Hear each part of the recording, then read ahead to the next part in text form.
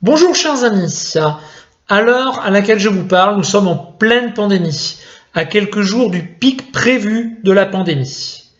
Et pour résumer, ni pour la population, ni pour une majorité de soignants, il n'y a toujours pas de masque, toujours pas de tests diagnostiques, toujours pas de médicaments adaptés en quantité suffisante, alors que les trois pourraient être disponibles rapidement s'il n'y avait pas un blocage délibéré. Et quel est le responsable principal qui est montré du doigt dans les médias? C'est le citoyen de base parce qu'il ose sortir, s'aérer et bouger un peu dans un coin de campagne. Ce qui, soit dit en passant, est indispensable au système immunitaire et à la santé mentale.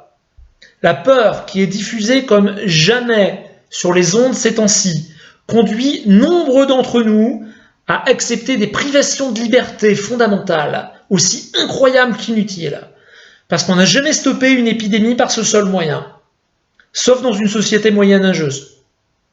Alors profitons un peu du confinement pour relire les livres d'histoire médicale et d'histoire tout court d'ailleurs, pour éviter qu'elles ne se répètent. Premier scandale, celui des masques. L'absence de masques de protection pour les soignants qui sont envoyés en première ligne, pour toutes les professions qui sont au contact quotidien avec le public, malgré toutes les entreprises qui se proposent pour en fabriquer.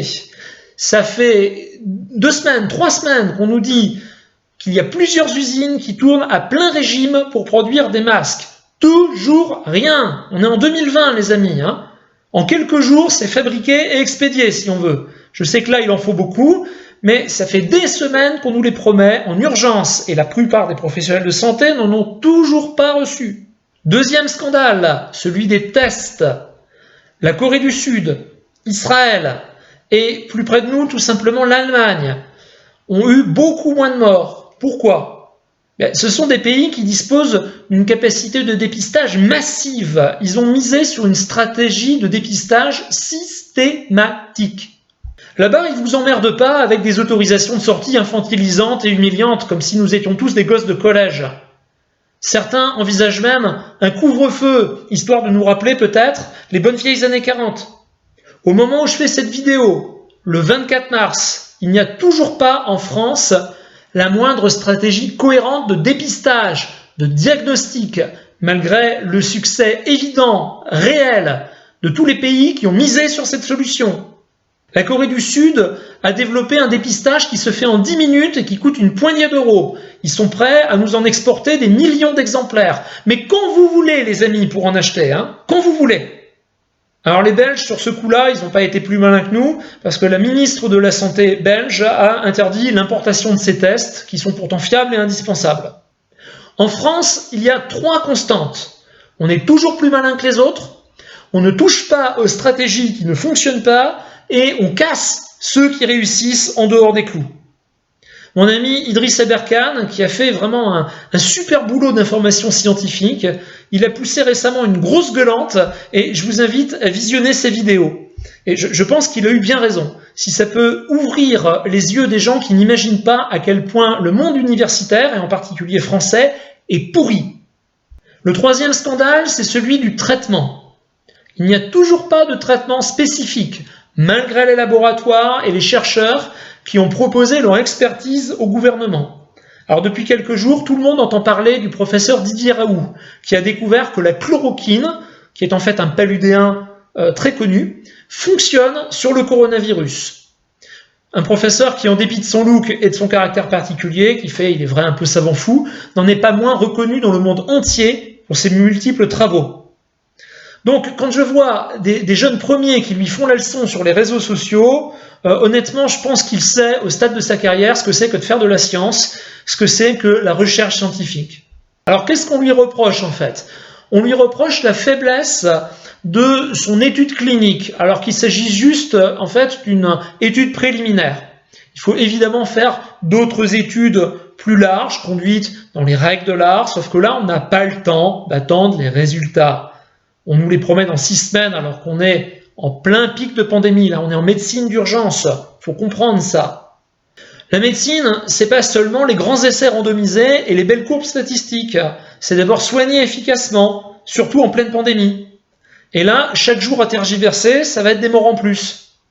C'est quand même curieux parce que ce sont les mêmes qui nous imposent des vaccins sans aucune étude en double aveugle pour des maladies qui, la plupart, ont disparu, qui aujourd'hui veulent absolument des études en double aveugle quand tout le monde est malade et qu'il y a urgence à traiter.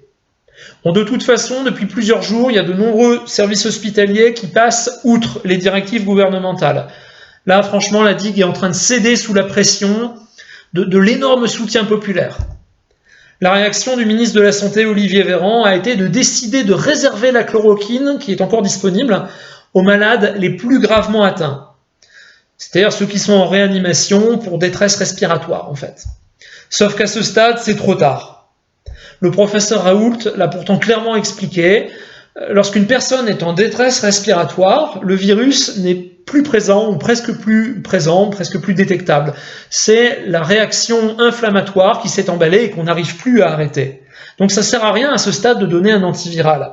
Il faut le donner plutôt aux gens qui sont atteints en stade intermédiaire pour précisément éviter l'aggravation et l'évolution vers une détresse respiratoire. C'est donc un crime sanitaire, une entrave grave à l'accès aux soins. Ce qui peut valoir à nos dirigeants les tribunaux d'exception, je pèse mes mots. Curieusement, le stock de chloroquine de la pharmacie centrale a disparu. Il ne semble pas non plus arriver dans les hôpitaux. Où est-ce qu'il est passé? C'est pas de l'imprévoyance, ça ressemble de plus en plus à une pénurie organisée.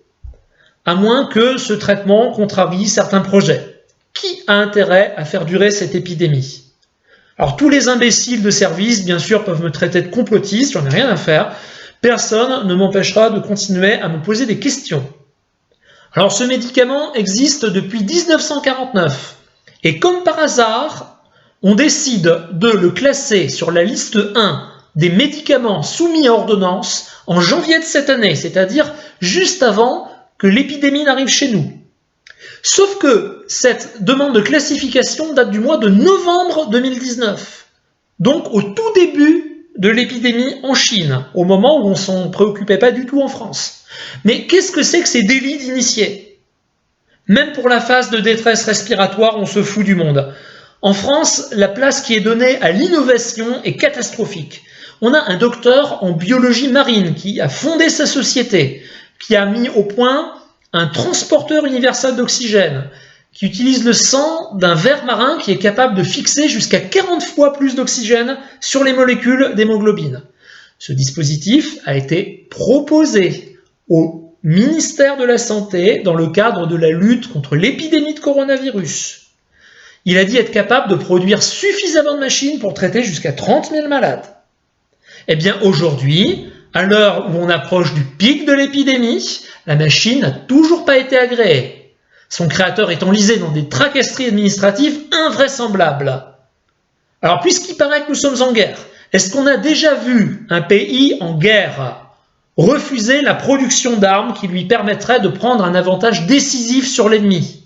Sincèrement, il y a vraiment de quoi rester enfermé chez soi. De honte. La France, elle a été le phare du monde scientifique, mais ça, c'était il y a longtemps. Le scandale ultime, c'est peut-être celui du confinement total et de l'atteinte incroyable à nos libertés. Sans diagnostic ni traitement, on enferme tout le monde, comme dans une société primitive qui ne comprend ni la provenance ni la nature du danger. Encore une fois, les tests, les protections, le traitement existent. Pourquoi aucun d'eux ne sont disponibles au bout de 2 mois de crise et de bientôt de 2 semaines de confinement général en France? Pourquoi? C'est criminel. Soit nos dirigeants sont des ignorants, soit ce sont des traîtres. Et avec les déclarations récentes d'Agnès Buzyn, nous avons compris qu'ils savaient. Les conséquences économiques et sociales d'un confinement exagéré vont être catastrophiques, alors que nous avons des solutions qui délibérément ne sont pas utilisées. En fait, les responsables se défaussent de leur responsabilité et la reportent sur le peuple, c'est-à-dire sur les victimes, sur nous tous. La réduction drastique de l'activité physique en plein air pendant plusieurs semaines est catastrophique pour le système immunitaire et pour la santé mentale. L'organisme est sous-oxygéné, les mitochondries tournent en sous-régime, vous êtes beaucoup plus vulnérable à ce moment-là à une attaque microbienne. Pour ceux qui habitent en ville dans un petit appartement, il y en a qui vont devenir fous. On a des études sur des cas de confinement qui ont débouché sur des syndromes de stress post-traumatique. Qu'est-ce qu'il en est des patients dépressifs, anxieux, des gens qui ont déjà des troubles psychologiques et qui doivent être suivis de près? Alors les miens, j'en téléphone à certains, mais si la situation s'enlise, c'est sûr, il va y avoir des rechutes et des aggravations. Est-ce qu'on a pensé à une éventuelle augmentation des suicides, des violences familiales? Les personnes qui souffrent de troubles du comportement alimentaire, c'est le public dont je m'occupe à l'origine, qui se retrouvent enfermés chez eux face à la nourriture, ça va être terrible pour certains. J'ai déjà des malades qui allaient mieux et qui ont rechuté. La consultation à distance, ça suffit pas pour ça. Et certains inconscients, médecins en plus, ont même demandé une interdiction totale de la moindre sortie, mais on est dans le délire complet. On continue à terrifier la population jusqu'à ce qu'elle en vienne à demander elle-même davantage de restrictions de ses libertés. C'est un processus qui est bien connu en psychologie des masses. Le professeur Peter Gotch, qui est l'ancien responsable du réseau Cochrane, et qui d'ailleurs avait été mis à la porte pour avoir dénoncé un scandale dans l'industrie pharmaceutique. Eh bien, il affirme que la panique générale autour du coronavirus n'est pas justifiée et que ces mesures draconiennes vont causer beaucoup plus de préjudices qu'elles ne sont censées en résoudre, et y compris une augmentation des suicides. Le professeur Didier Raoult a suggéré de tester tout le monde et d'isoler tous les cas le nécessitant. Mais là encore, il n'a pas été écouté. C'est pas en renforçant encore le confinement qu'on obtiendra à ce stade des meilleurs résultats. Il y a deux trucs qui tournent en boucle à la télé en ce moment, c'est critiquer Raoult et parler du durcissement du confinement. On n'a que ça en 2020 pour faire face à une pandémie virale. C'est une blague. Tous ces mandarins qui critiquent Raoult en boucle à la télé, au lieu d'être dans les hôpitaux à faire mieux que lui, ils n'ont pas d'idée? Il y a aussi quelque chose dont personne ne parle, ou alors très peu, c'est que si le confinement est la seule stratégie, c'est-à-dire on se cache en attendant que ça passe, eh bien on va créer des réservoirs de virus, et il y a un risque important de résurgence de la maladie en novembre prochain. Je rappelle que pour la grippe espagnole de 1917, qui a fait des millions de morts, c'est le rebond, la réplique, qui a fait le plus de victimes. Alors on va rester caché la moitié de l'année. C'est ça la médecine du XXIe siècle. Et puis encore une fois, il y a le risque réel d'instauration d'un État policier, voire d'une dictature militaire en cas d'effondrement de la société, si chacun de nous ne prend pas rapidement conscience de ce qui se passe. Des mesures aussi coercitives que celles qui sont prises en ce moment ne devraient pas pouvoir être prises sans aucun aval, ni aucun contrôle des premiers concernés, à savoir nous tous. Je ne comprends pas que des policiers, des gendarmes continuent à obéir aveuglément alors qu'eux-mêmes ne sont pas protégés. Quand ils vous arrêtent, ils n'ont pas de masque, ils n'ont pas de gants, ils tripotent les papiers de tout le monde, ils ne sont même pas forcément aux distances de sécurité. Mais réfléchissez, bon sang. Quelle est la gravité de cette pandémie, la gravité réelle?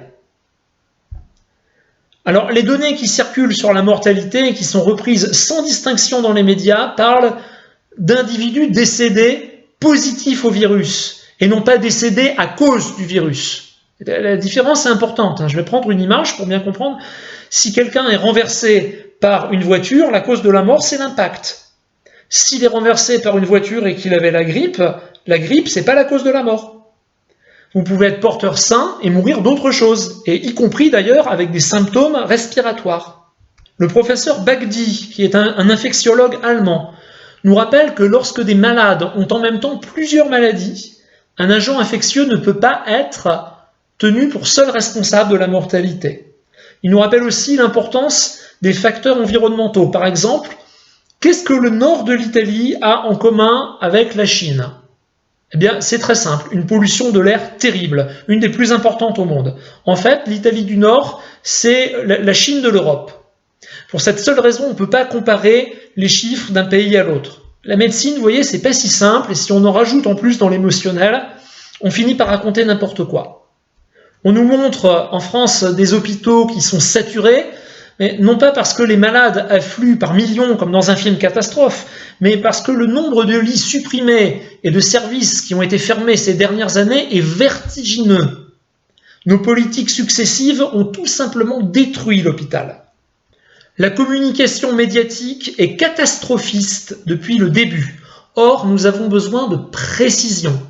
La peur généralisée conduit à l'inefficacité et au désordre, à moins que, je n'ose l'imaginer, ce soit précisément l'objectif recherché.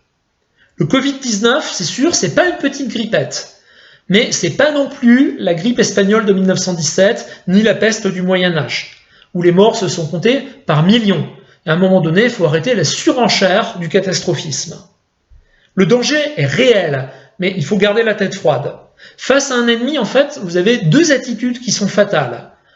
Ne pas le prendre au sérieux et avoir peur. Si vous avez peur, une peur incapacitante au milieu d'un champ de bataille, vous perdez vos capacités d'évaluer la situation, vous perdez vos réflexes et vous êtes mort. J'ai l'impression qu'il y a beaucoup de gens qui ont du mal à comprendre ce qui se passe. Un virus, vous savez, c'est pas un nuage radioactif qui passe et qui va nous irradier. Vous n'allez pas mourir si vous ouvrez votre fenêtre. Pour être contaminé, il faut un minimum de contact, soit avec une personne, soit avec un support, une substance qui ont été contaminés. Alors quand je vois les gens sur les réseaux sociaux qui s'invectivent de plus en plus violemment en hurlant « Restez chez vous, bordel !» des rues qui sont complètement vides comme après une guerre nucléaire, que j'entends à la radio un sportif professionnel qui dit que c'est irresponsable d'aller faire un footing, y compris en pleine campagne. Non mais, au secours, quoi. Je me dis, c'est pas possible. Qu'est-ce qu'il s'imagine? Qu'est-ce qu'il se représente? Sincèrement, les amis, ça vous dérange pas que le gouvernement laisse bosser des professions entières, sans aucune protection adaptée, et que vous, on vous verbalise parce que vous êtes allé faire un jogging tout seul dans les bois? Ce sont les mêmes politiciens, les mêmes pseudo-experts, qui incitent certaines professions à aller bosser avec une prime de 1 000 € pour, je cite, ceux qui ont le courage de se rendre sur leur lieu de travail, mais sans protection. Et pourtant, il n'y a pas une explosion des morts comme on nous le prévoit. Le professeur Raoult lui-même relativise les chiffres qui nous sont présentés. Si l'incidence de la maladie est très importante, il n'y a toujours pas plus de morts que pour la grippe à l'heure où je vous parle. Les complications pulmonaires sont certes beaucoup plus spectaculaires et les hôpitaux mal équipés pour ces cas, mais pas d'hécatombe. Alors nous sommes en guerre. Quand j'ai entendu ça, je me suis demandé, mais en guerre contre qui? On ne peut pas être en guerre contre les microbes. Les micro-organismes, c'est la base du vivant. La vie, on doit comprendre ses mécanismes, ses règles et être en harmonie avec ces règles, agir en conséquence. On n'est pas au-dessus de la vie. Alors pour résumer, on a un gouvernement qui change de communication tous les jours, qui prend des décisions qui se contredisent à mesure qu'elles tombent, qui n'écoute pas les experts et qui porte une responsabilité énorme dans les dysfonctionnements graves, dans le coût humain, dans des proportions telles que la destitution et la Cour de justice de la République sont tout à fait envisageables. Il y a d'ailleurs un collectif de 600 professionnels de santé qui vient d'engager une plainte, mais une fois la pandémie passée, je pense qu'il va falloir aller beaucoup plus loin et tirer toutes les conséquences. Sans un rétablissement de la démocratie, la vraie, c'est-à-dire où le peuple dispose d'un contrôle permanent sur ses représentants, aucune sortie de crise ne sera possible. Et là, je ne vous parle pas juste de la crise du coronavirus, mais de la convergence des catastrophes qui est en train de venir et qui était prévisible. Je renvoie au passage aux excellents travaux d'Étienne Chouard qui nous dit que ce n'est pas à nos représentants d'écrire les règles de la représentation, mais à nous-mêmes, sans quoi nous serons toujours trahis. Donc maintenant, je pense qu'il faut arrêter les frais. C'est masque pour tout le monde, test pour tout le monde, chloroquine pour tous les malades, on fait un confinement ciblé quand c'est nécessaire, on arrête les attaques intolérables aux libertés individuelles, on arrête la destruction de l'économie, parce que ça va très mal finir pour tout le monde. Le professeur Raoult, faute d'être écouté, vient de claquer la porte du Conseil scientifique de l'Élysée. On peut dire aujourd'hui que le divorce entre le monde légal et le monde réel est acté. À présent, c'est à nous tous qu'il appartient d'écrire la suite. Alors je vais vous citer un petit passage des contes de Canterbury. La peste était en route vers Damas et croisa la caravane d'un chef dans le désert. Où allez-vous si vite, s'enquit le chef? À Damas? J'ai l'intention d'y prendre 1000 vies. Et au retour de Damas, la peste croisa de nouveau la caravane. Le chef dit: C'est 50 000 vies que vous avez prises et non 1000. Ah non, dit la peste, j'en ai pris 1000. C'est la peur qui a pris le reste. Je vous invite tous à ne pas entrer dans le jeu de la peur. Encore une fois, plus on a peur, moins on réfléchit et plus on est prêt à accepter n'importe quoi. On vient de passer l'équinoxe de printemps, le soleil brille généreusement, puisqu'il être annonciateur d'un renouveau qui doit d'abord advenir dans le cœur de chacun de nous. Alors, au lieu d'écouter en boucle la télé, la radio, entre nous, le système actuel ne tient quasiment plus que par ça, eh bien, écoutez les oiseaux chanter. À l'heure où certains voudraient imposer un climat de peur et diviser les gens, utilisons plutôt le confinement pour méditer, pour lire, pour nous instruire, pour nous entraider, même à distance. C'est le moment de nous unir dans ce que nous avons de commun et de nous reconnecter à la vie, au-delà des apparences.